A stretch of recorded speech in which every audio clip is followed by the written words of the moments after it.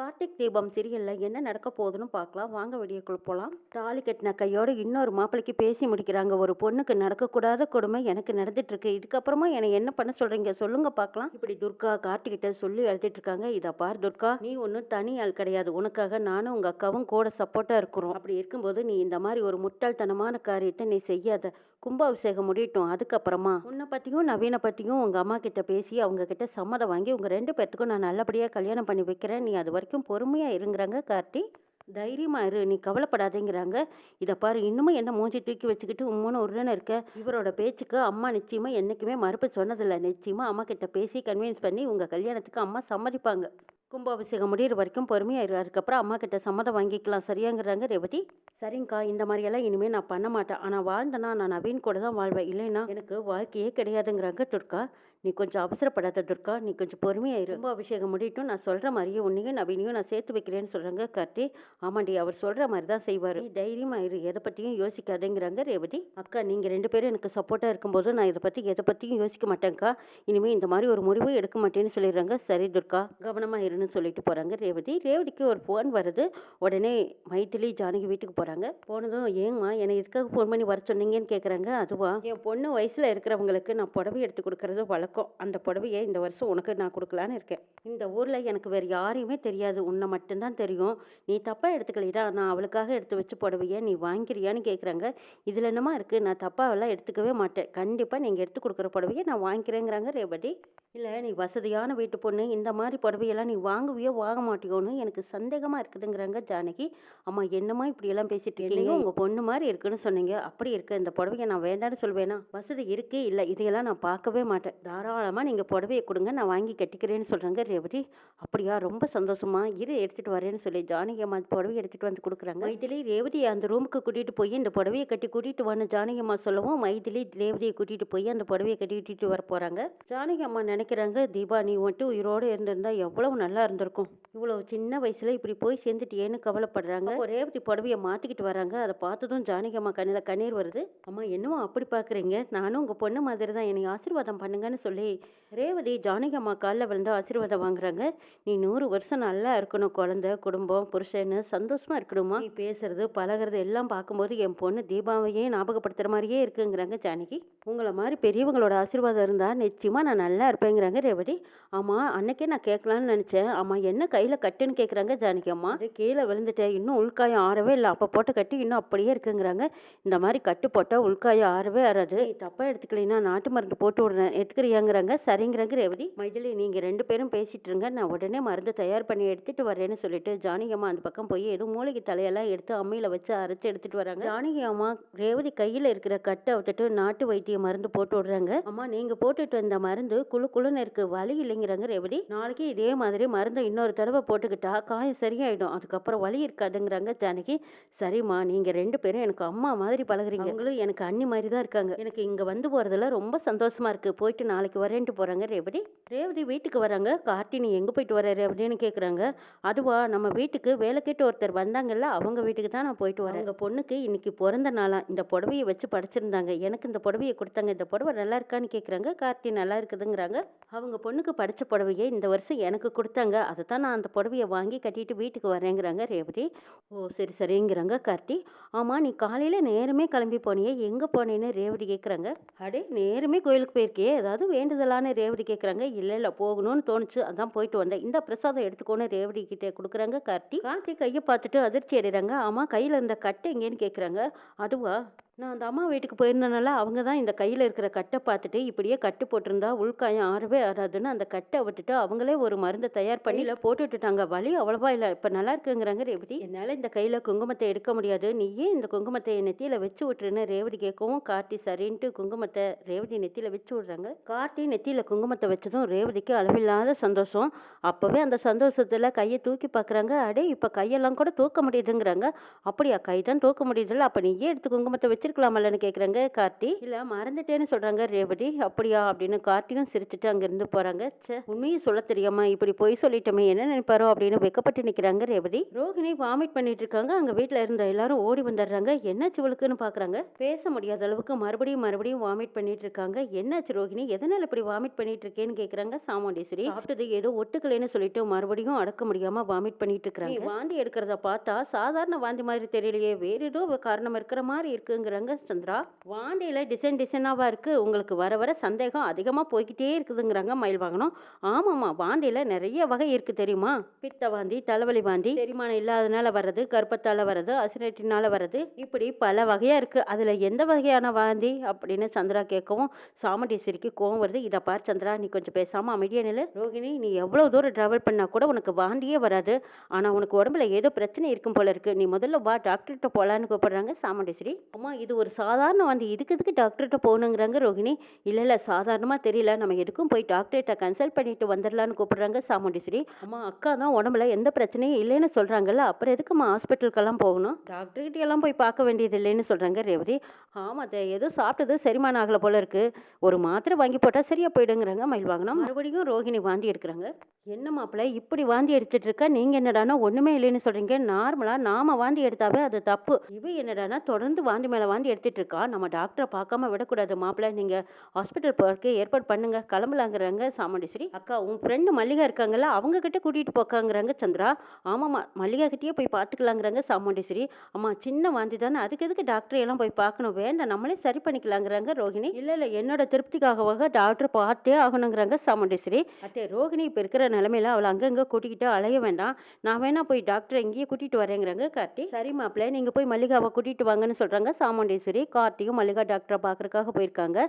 ரேவதி, இவ வாந்தி எடுத்து ரொம்ப களைப்பா இருப்பா, இவளுக்கு ஜூஸ் எடுத்துட்டு வாங்குறாங்க. இல்ல எனக்கு ஜூஸ் எல்லாம் எதுவும் வேண்டாங்கிறாங்க ரோகிணி. ரோகிணி மயில்வாகனா ரெண்டு பேரும் ஒருத்தருக்கு ஒருத்தர் பாத்துக்கிறாங்க. ஐயோ, சகல வேற டாக்டரை கூட்டிட்டு வரேன்னு போயிருக்கான், டாக்டர் அம்மா வந்து கண்டுபிடிச்சிட்டாங்கன்னா போச்சு.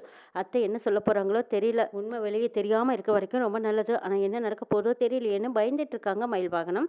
டாக்டர் அம்மாவை காட்டி கூட்டிட்டு வராங்க. டாக்டர் அம்மா நாடி பிடிச்சு செக் பண்ணி பாக்குறாங்க. ஐயோ டாக்டர் அம்மா, நான் கர்ப்பமா இருக்கிற விஷயத்த அம்மா கிட்ட சொல்லிட்டாங்கன்னா அம்மா சும்மாவே இருக்க மாட்டாங்க, இந்த குழந்தை வேண்டாம் களைச்சிடுன்னு சொல்லுவாங்க, என்ன சொல்ல போறாங்களோ தெரியலையேன்னு பயந்துட்டு இருக்காங்க ரோஹிணி. டாக்டர் தொடர்ந்து வாந்தி எடுத்துட்டே இருக்கா, இவளுக்கு என்ன பிரச்சனை, ஏதாவது பிரச்சனையான்னு கேக்குறாங்க சாமுண்டீஸ்வரி. அதெல்லாம் ஒன்றும் பயப்பட வேண்டாம், பயப்படுற மாதிரியெல்லாம் எதுவும் இல்லை, ஏதோ சாப்பிட்டது ஒட்டுக்கல போல இருக்கு.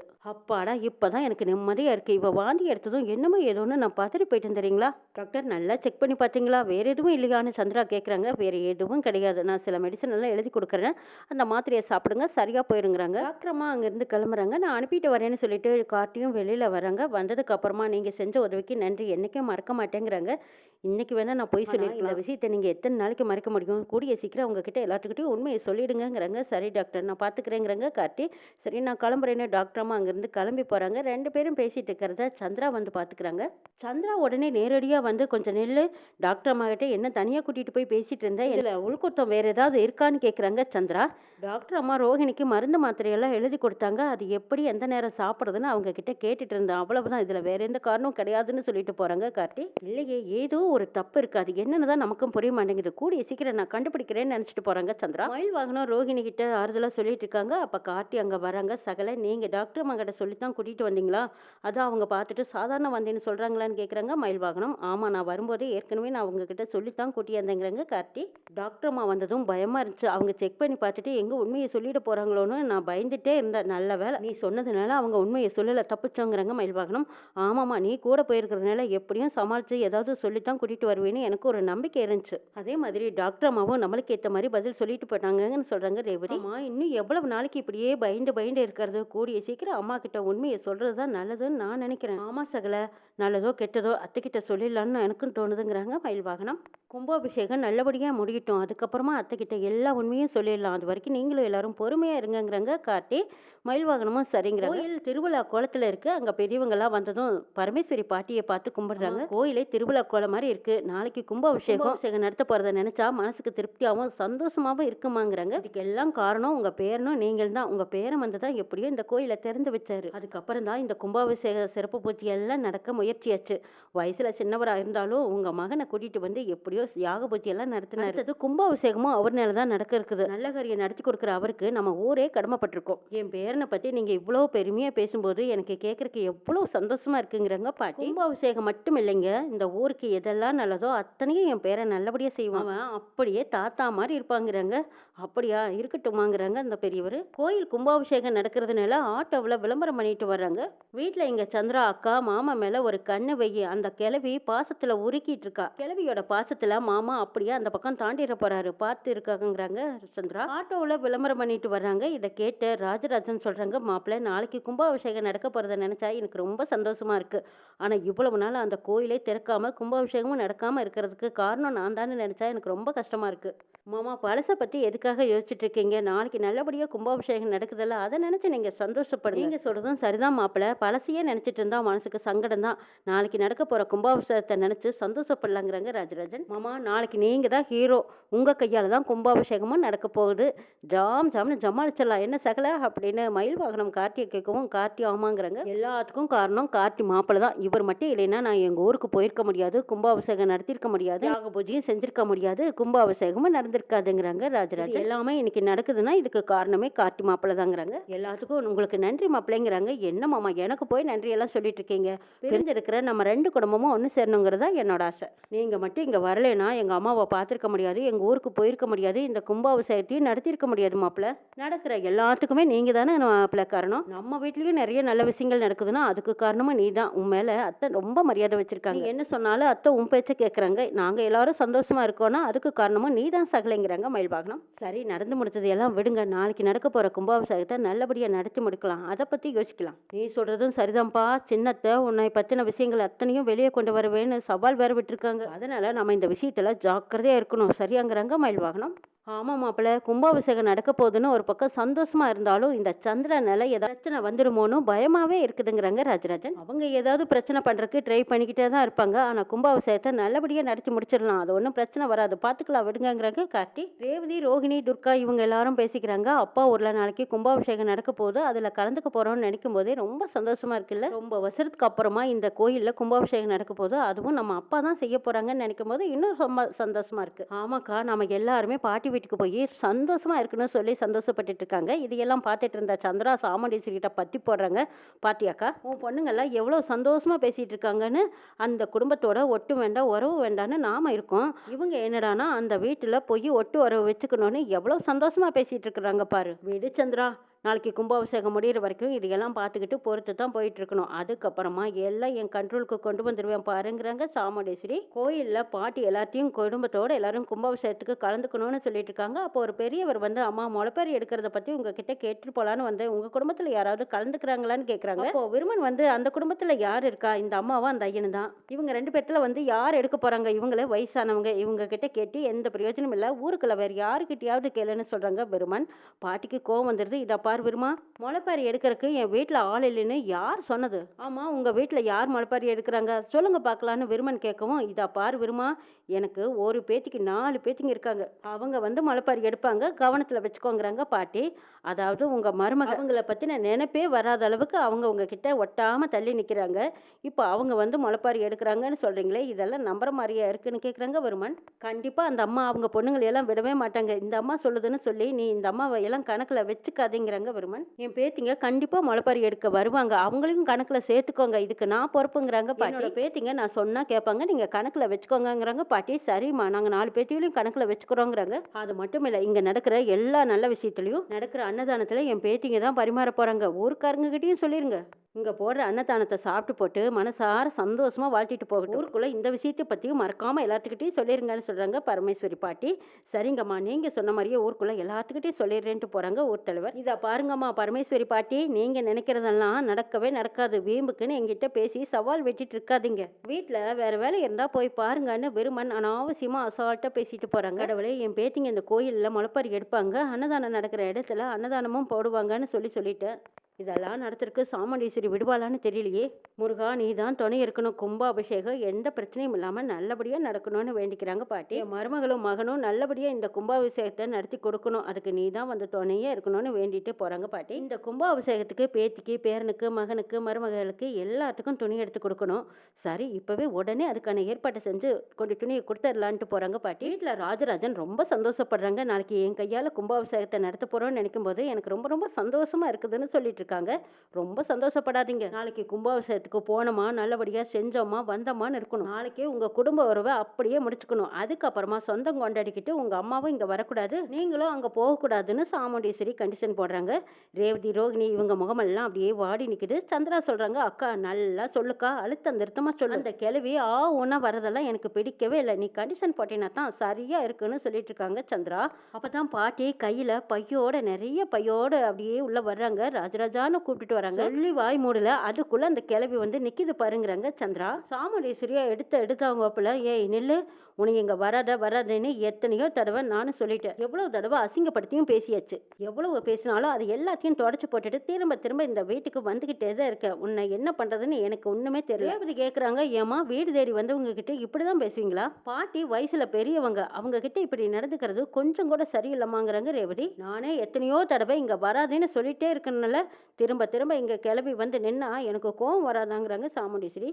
கிளவி, நாங்க தான் குடும்பத்தோட கும்பாபிஷேகத்துக்கு வரோன்னு சொல்லிட்டோமல்ல, மறுபடியும் எதுக்கு இங்க வந்து நிக்கிற? முதல்ல இங்க இருந்து வெளியில போங்கிறாங்க சாமுண்டீஸ்வரி. ராஜராஜனுக்கு கோவம் வருது. இதா பாரு ஈஸ்வரி, எதுக்கு வந்திருக்காங்கன்னு கேளு, காரணமா தான் வந்திருப்பாங்க, என்ன விஷயம்னு கேளுங்கிறாங்க ராஜராஜன்.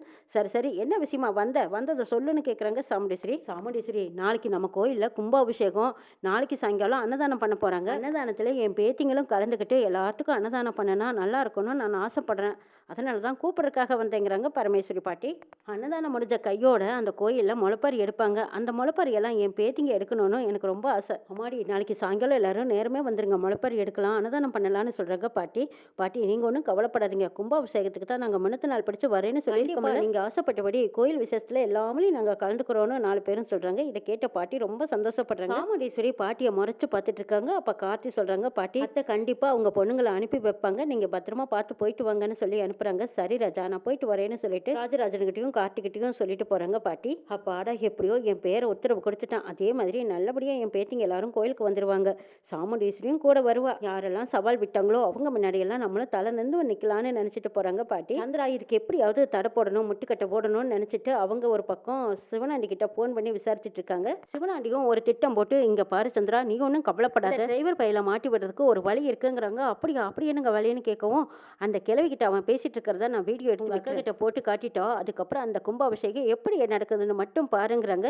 கடைசி வாய்ப்பை தவற விட்டுறாதீங்கன்னு சொல்றாங்க சந்திரா. நீ ஒன்றும் கவலைப்படாத, இப்பதான் எங்க சித்தப்பும் எனக்கு கூட்டா இருக்காருல்ல, நாங்க பாத்துக்கிறோம் சந்திராங்கிறாங்க. சரிங்க, அந்த நம்பிக்கையோட தான் இருக்கேன். அப்புறம் இன்னொரு விஷயம், அந்த ரோகிணி அடிக்கடி வாந்தி எடுத்துட்டே இருக்கா, அதை ஏதோ மறைக்கிறாங்கன்னு எனக்கு தோணுதுங்கிறாங்க. அப்படியா சந்திரா, வாந்தி எடுத்தா ஒருவேளை கர்ப்பமா இருப்பாளோ? நாம போட்ட திட்டத்துல அதுவும் ஒண்ணு. அந்த குடும்பத்துல வாரிசே வரக்கூடாதுன்னு நாம நினைச்சோம். கவனமா பாத்துக்கோ சந்திரா, அந்த குடும்பத்துக்கு மட்டும் வாரிசு வரக்கூடாது. திரும்பவும் ரோகிணி வாந்தி எடுத்தான்னா கையோட டாக்டர்கிட்ட கூட்டிட்டு போயிடுறேங்கிறாங்க. சந்திராவும் சரிங்க, நீங்க சொல்றதுதான் சரி. அந்த டிரைவர் பையன் தான் ஏதோ ஒரு டாக்டர் அம்மாவை கூட்டிட்டு வந்தான். வெளியில போனதுக்கு அப்புறமா அந்த டாக்டர் அம்மாவை கிட்ட பேசிட்டு இருந்தான். அப்பவே எனக்கு சந்தேகமா தான் இருந்துச்சு. இருக்கட்டும், மறுபடியும் அவ வாந்தி எடுத்தானா கைப்பிடியா பிடிச்சு டாக்டர் அம்மா கிட்ட கூட்டிட்டு போய் செக்அப் பண்ணி கூட்டிட்டு வரேங்கிறாங்க சந்திரா.